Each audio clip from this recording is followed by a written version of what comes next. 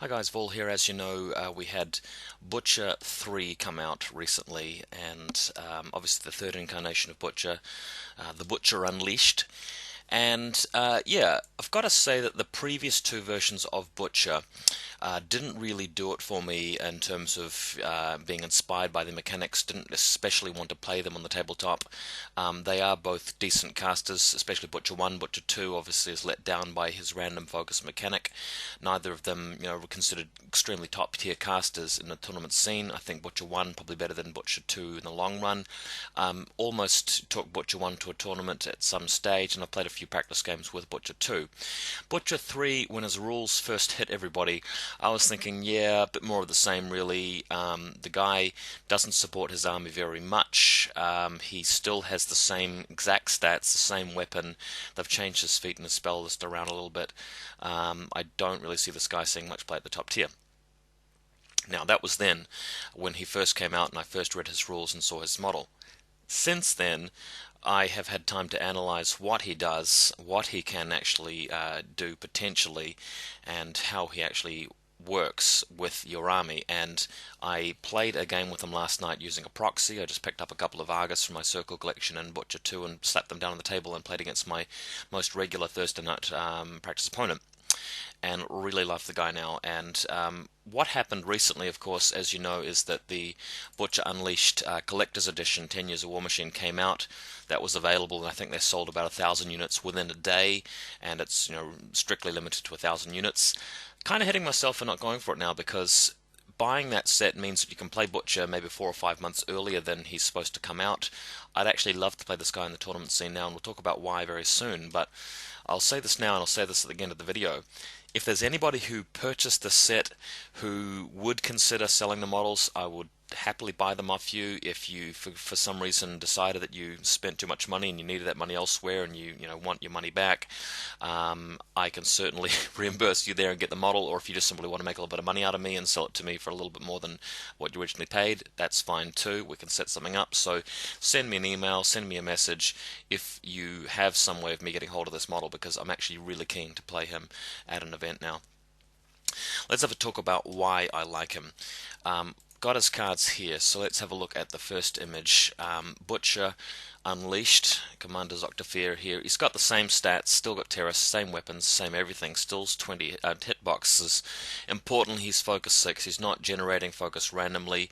He doesn't need any more focus than that. And Butcher is a caster who can get the job done in combat under almost any circumstances. He's got Mat 9, he doesn't really need any accuracy boost. He lost Fury, so he can't get +3 to his damage, but he doesn't really need it. Power 16 with Weapon Master and 7 attacks, and we'll get to his feet very soon, but that's enough to actually destroy a Colossal, full health down to 0. So, nothing to complain at there, but the real action is in his abilities. Let's go to the next image here. He's a Warcaster unit with 2 Argus, so that means that when you activate, he activates and he moves, and the Argus move at the same time, and they attack at some point during the activation with him.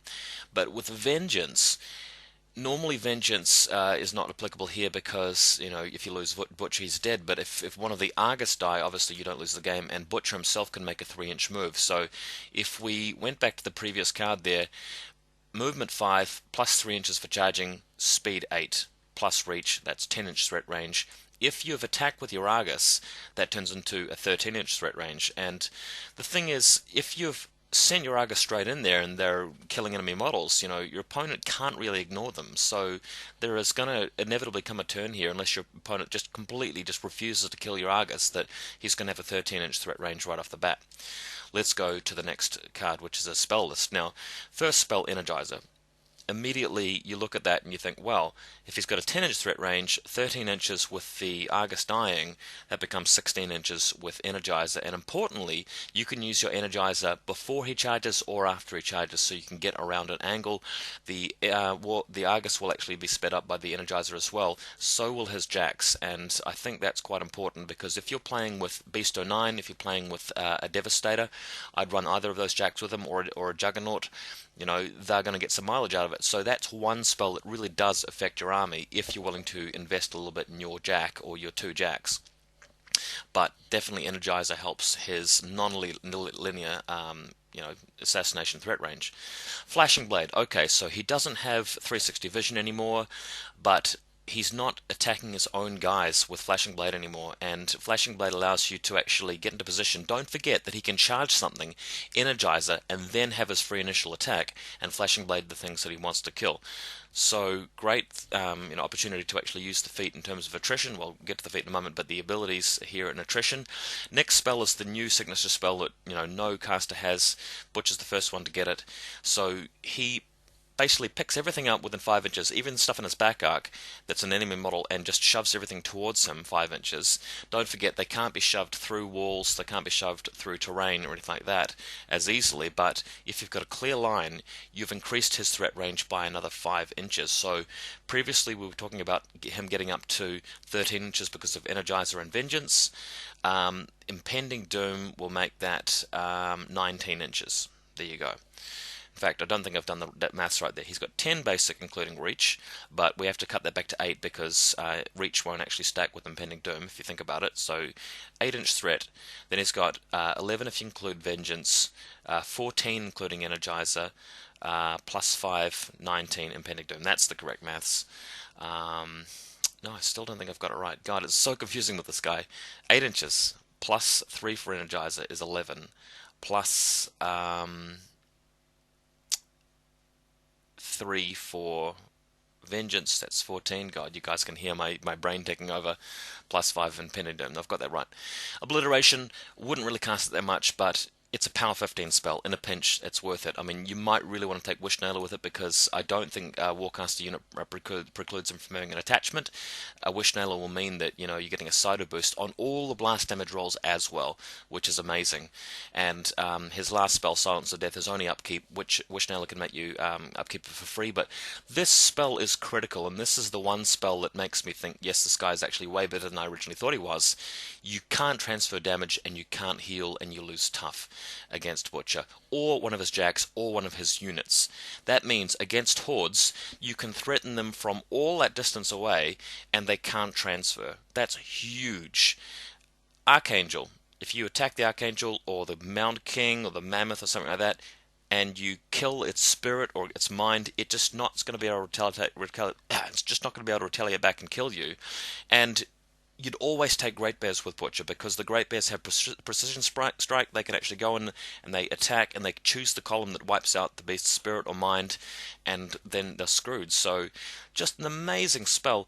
And Butcher or anything else in Khador has never had access to anti-tough really, and now they've got it. So it's just a major meta change. Absolutely brilliant spell. That spell is available on Epic Morgul, for example, but Morgul's got nothing really to capitalize on it because he's got nothing to boost the accuracy and the damage of his army.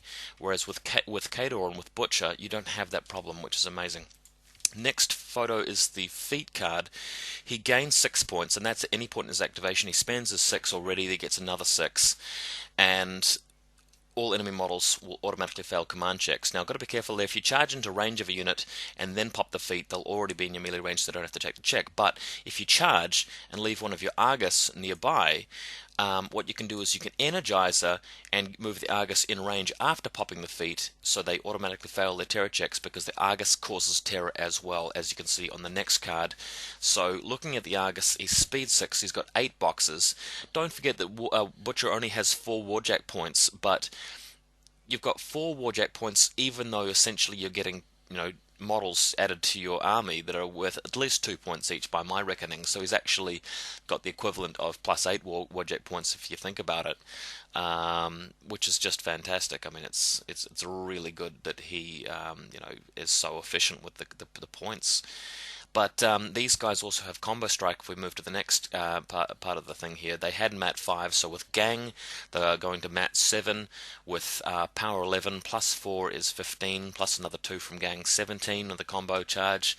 And they grant Relentless Charge. Now that's amazing because Butcher wants to be able to get to the enemy caster or to the enemy unit. He doesn't have to cast Boundless Charge anymore. He's got Relentless Charge automatically while you've got an Argus in play.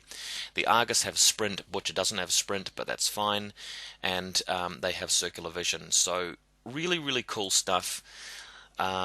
I I played a game last night against my friend Josh.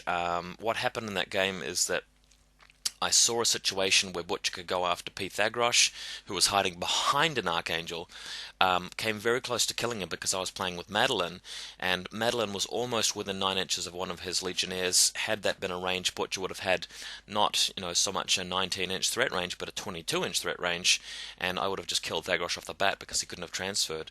So that would involve me moving up 3 inches from Vengeance, 3 inches from Intrigue, charging 8 inches, energizing for another 3, then hitting Impending Doom to bring Thagros into my range, and then just feating and buying attacks on him and killing him right off the bat. So just amazing. But what happened is that I went on attrition. I just mopped up all of his infantry with Butcher, killed his Archangel with the help of Silence of Death on the Juggernaut and Great Bears. He brought the Archangel back. Butcher just killed the Archangel straight up. Didn't even need the feat. Just spent 6 flashing blades on him and killed him. So really love to play this guy in tournaments. Again, I would just like to say, please, if you have bought the models, if you want to play some games with them and maybe get rid of them, I'd be happy to buy them off you. You can even keep the diorama, you can keep all of the other stuff. I'd be happy to purchase the models at whatever price you want to sort of sell them to me for, so that I can play this guy in tournaments ASAP, because I think he's really cool. So yeah, get in touch if you'd like to help out. I highly doubt that anybody want to give up their awesome models for my sake, but just in case, I thought I'd post this video and just tell you guys that I'm actually really stoked about this caster. He looked really boring on paper, but I've started thinking about him a lot, and I have decided that he's really good, and definitely within, at this point, I'd probably happily say top 5 of KOTOR casters. He's really that good. So hopefully see him on the table very soon.